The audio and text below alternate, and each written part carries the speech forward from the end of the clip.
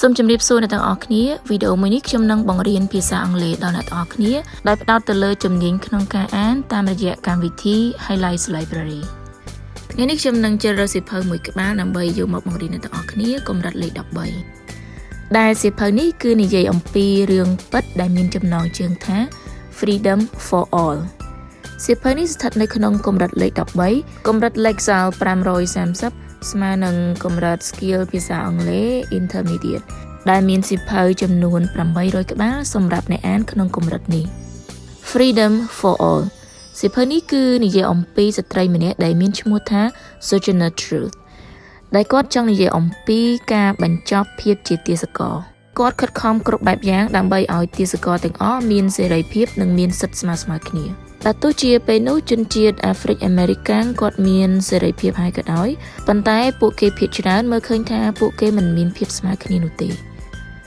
ដូច្នេះហើយ Sojourner Truth គាត់នៅតែព្យាយាមនិយាយដើម្បីស្វែងរកសិទ្ធិសេរីភាពសមស្របសម្រាប់ប្រជាជនរបស់គាត់ជាលទ្ធផលគាត់ក៏បានស្វែងរកសិទ្ធិសេរីភាពនិងបានបញ្ចប់ភាពជាទាសករ Sojourner Truth បានបង្រៀនប្រជាជនអាមេរិកឲ្យយល់ដឹងពីសារៈសំខាន់នៃសិទ្ធិស្មើគ្នាអូខេអញ្ចឹងយើងចាប់ផ្ដើមអានទាំងអស់គ្នា Freedom for All The Life Story of Sojourner Truth by Peter McDonald Illustrations by Rich Sturgolds On a warm spring day in 1851 hundreds of people gathered in a church in Akron, Ohio. They came to talk about freedom. At that time, many African Americans were enslaved, and women had fewer rights than men. Women were not allowed to vote. An African American woman named Sojourner Truth was in Akron that day. Truth was traveling the country to speak out against slavery and in favor of women's rights. "Don't let her speak," some of the men said. These men did not want slavery to end. They did not want women to vote. Men are strong in mind and body, they thought, but women are weak. "Look at me," Sojourner Truth said to them. "I can carry as much as any man and can eat as much too. I am as strong as any man that is now." Sojourner wanted slavery to end. She wanted everyone to have equal rights. How did Sojourner know so much about freedom? In New York, in about 1797, Sojourner Truth was born into slavery. Her slave name was Isabella. Her parents were slaves too. When Isabella was 9 years old, she was taken away from her mother and father. She was sold to a new family. This family beat Isabella whenever she made a mistake. What way is this of treating human beings? Isabella wondered. In 1810, when Isabella was about 13 years old, John Dumont bought her. The Dumont farm was in New York. Isabella chopped wood, lugged water buckets, spun wool, and planted crops. She grew to be 6 feet tall and as strong as iron. She married another slave named Thomas, and together they had 5 children. To be a slave meant Isabella was forced to work for no pay. She had to live in poor conditions. She had few belongings. She could not do as she pleased. Her master told her what to do. In the fall of 1826, Isabella could not take it any longer. She ran away from the Dumonts. Isabella had been a slave for 30 years when she ran away. She took only a bundle of clothes and her baby, Sophie. She could not take all of her children with her. It hurt her to leave them. But Isabella knew the other slaves would take care of them. Isabella snuck away from the Dumonts early in the morning. "Where shall I go? And what shall I do?" Isabella asked herself. First, Isabella had to find a new place to live. She carefully searched for a sympathetic family to help her. She did not want to be caught by Mr. Dumont. Running away from slavery was a crime. But Isabella found a family she could trust. They gave her a job and a place to live. Isabella was finally free, but she did not know what the rest of her life would be like.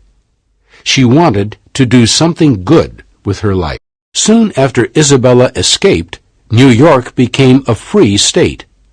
Isabella was now a free woman. The next year, she rescued her son, Peter.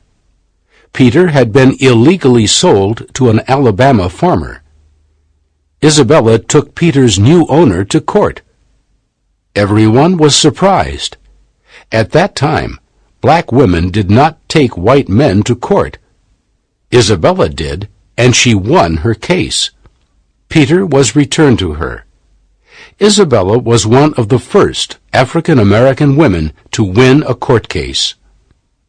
In time, Isabella became friends with the Dumonts.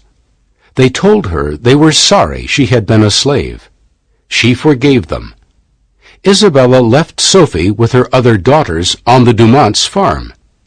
Isabella and Peter moved to New York City. Other free African Americans lived there. In the city, she spoke publicly about ending slavery. Isabella's daughters were freed and moved away. She raised Peter, but she wanted to do more with her life than work as a maid. She wanted to help end slavery. When Peter was grown, Isabella decided to leave the city. On June 1st, 1843, Isabella took a pillowcase stuffed with her clothes and walked away from New York City. She was about 46 years old. She walked all over Long Island. She changed her name to Sojourner Truth. The name means to travel and tell the truth. The truth Sojourner told was that everyone deserved equal rights. Everyone should be free. Wherever she went, Sojourner drew a crowd. People admired her smart speaking style. Her voice was powerful. In 1850, Sojourner Truth's fame grew. This was the year she published her book, The Narrative of Sojourner Truth. It tells the story of her life. Though Sojourner could neither read nor write, she had spoken her story aloud to a friend. Her friend wrote it down. Sojourner had copies made. In the early 1850s, she went from New York to Ohio, from Massachusetts to Michigan, telling her story and selling her book.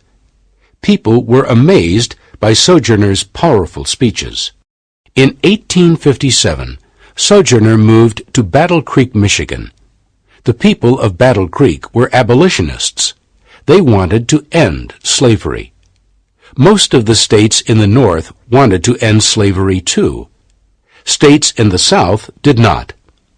Sojourner hoped that slavery could be ended without violence. In 1860, Abraham Lincoln was elected President of the United States. He was on the side of the North. He wanted to keep the United States united. A house divided against itself cannot stand, President Lincoln said. He meant that the United States government could not last if people did not agree about slaves. In 1861, the country went to war. The war was called the Civil War. It was terrible. Many Americans died. In 1863, President Lincoln signed the Emancipation Proclamation. It said that slaves were free. It was a promise to slaves in the South. It said that if the North won the war, slavery would end for good. Sojourner Truth felt that she could not remain at her home in Battle Creek. She had been sick, but she got out of bed. She decided to travel again. She spoke to large crowds all over the Midwest. She told them to support the North in the Civil War. Slavery is wrong, she told them. We must end it. Then Sojourner Truth took a train to Washington, D.C. to talk to the President of the United States. She told President Lincoln that she wanted him to keep fighting to end slavery.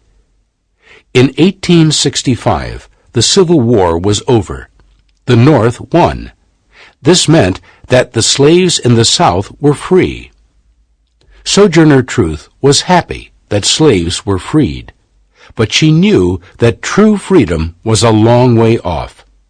African Americans and women would still have to fight for equal rights.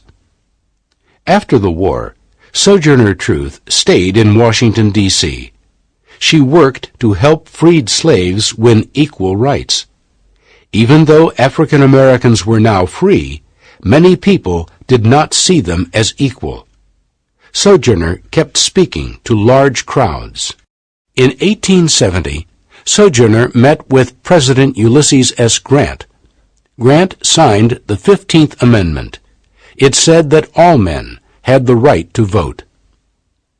In November 1883, Sojourner Truth died in Battle Creek, Michigan. She had lived to see the end of slavery.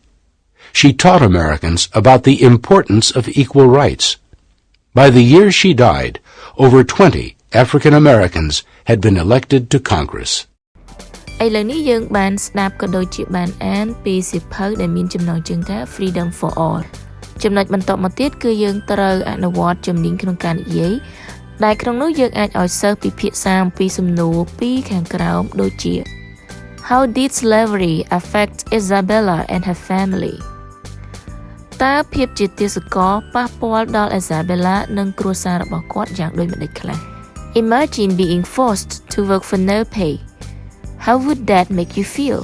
សាកសម័យថាអ្នកទាំងអស់គ្នាត្រូវគេបង្ខំឲ្យធ្វើការដោយមិនមានប្រាក់កម្រៃតើអ្នកទាំងអស់គ្នាមានអារម្មណ៍បែបណាដែរ Sojourner Truth គាត់មានសារដើម្បីបញ្ចប់ភាពជាទាសករជាអ្នកទាំងអស់គ្នាវិញមានសារអ្វីសម្រាប់ជាការដាស់តឿនឬក៏ការអភិវឌ្ឍសហគមន៍របស់អ្នកទាំងអស់គ្នាដែរទេប្រសិនបើមានអ្នកទាំងអស់គ្នាអាចចែករំលែកបានឬក៏អត់ថាតើអ្នកទាំងអស់គ្នានឹងធ្វើវាដោយរបៀបណាម្យ៉ាងវិញទៀតនៅក្នុងមេរៀននេះអ្នកទាំងអស់គ្នាគួរចេះពាក្យចំនួន10ដែលមាននៅក្នុងសៀវភៅនេះស្រាប់ជាចុងក្រោយដើម្បីដឹងថាតើអ្នកទាំងអស់គ្នាយល់ពីសាច់រឿងនេះបានកម្រិតណាយើងមានសំណួរចំនួន5ដើម្បីឲ្យអ្នកទាំងអស់គ្នាឆ្លើយអ្នកទាំងអស់គ្នាអាច comment ចម្លើយនៅខាងក្រោមវីដេអូនេះហើយយើងនឹងជ្រើសរើសអ្នកដែលឆ្លើយចម្លើយទាំងអស់ត្រឹមត្រូវដើម្បីទទួលបានរង្វាន់ពីក្រុមហ៊ុនរបស់យើងខ្ញុំសូមចូលរួមលើកស្ទួយការអានទាំងអស់គ្នាសូមអរគុណសម្រាប់ការទស្សនាវីដេអូនេះជួបគ្នានៅឱកាសក្រោយៗទៀតសូមជម្រាបលា